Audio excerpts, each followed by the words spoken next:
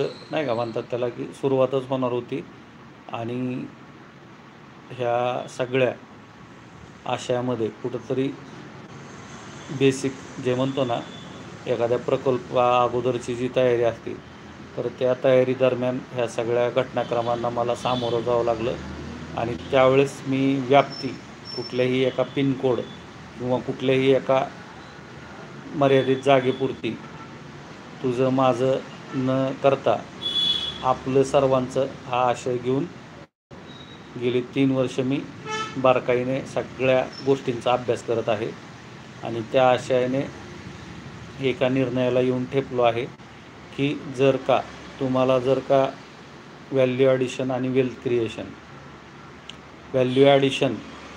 Creation म्हणजे काय की समजा तुम्ही वाटाण्याच्या शेंगा खुल्या बाजारात विकल्या कच्च्या तर त्याला जे काय तुम्हाला भाव मिळायचा तो बाजारात किलोप्रमाणे मिळतो, पण त्यात जर वाटाण्याच्या शेंगा सोलून तुम्ही जर का त्या पॅकिंग करून जर का विकल्या तर तुम्हाला त्या प्रक्रियेबद्दल आगाऊ नफा मिळतो.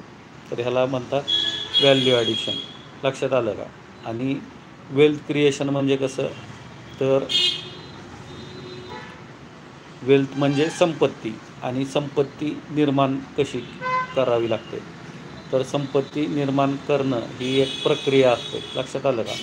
सकारात्मक भाव आणि समविचारी लोक एकत्र येतात आणि ते एक आणि एक 2 आपण मानतो, पण निश्चितच ते 1 आणि 1 आकाराचं गुणोत्तर असतं. काय असतं, कसं असतं, तर तेच गमक आमच्याकडं आहे. तुम्हाला जर ह्याच्यामध्ये सहभागी व्हायचं असेल तर निश्चितच तुमचं सर्वांचं स्वागत आहे. आशय एकच असेल, कुठलेही काय म्हणतात त्याला घटक आपल्याला चालणार आहेत. सगळ्यात महत्त्वाचं शेतकरी, भूमिपुत्र, कष्टकरी आणि जमीन मालक. आज जे आपण पाहतो की इकडं एवढी गुंतवणूक झाली, तिकडं तेवढी गुंतवणूक झाली, इकडं हा प्रकल्प आला, तिकडं तेवढी जमीन लागली, तर अशा सर्व जे काही भावी उदयोन्मुख प्रकल्पा शेजारी जी काही बाजारपेठ येणं महत्त्वाचं असतं, तर अशा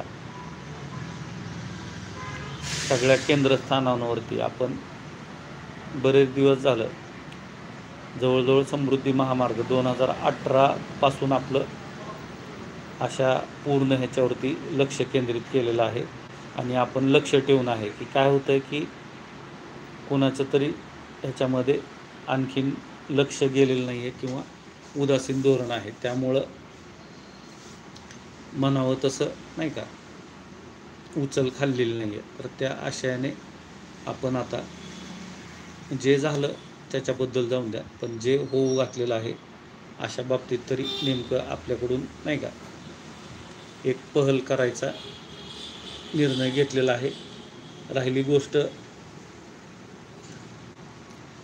गोष्ट तुम्ही म्हणाल की बाबा मग ठीक आहे ना, आमच्याकडे पैसे आहेत, आम्ही समजा बिल्डर आला त्याला ते 15% आम्ही बुकिंग अमाऊंट देऊ आणि त्याला जे काही किंमत आहे ती बँकेच्या लोनवरती हप्त्याने फेडू. तर नेमकं हेच सांगायचं आहे मला की इथं व्यावसायिक दृष्टिकोन अजिबात नसणार आहे. इथं एकाची गरज दुसऱ्याला संधी, दुसऱ्याची गरज एक तिसऱ्याला संधी असं समजा. लक्षात आलं?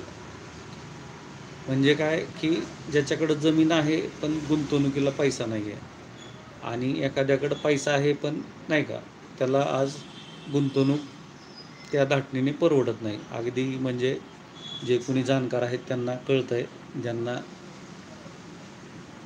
नाही का काहीतरी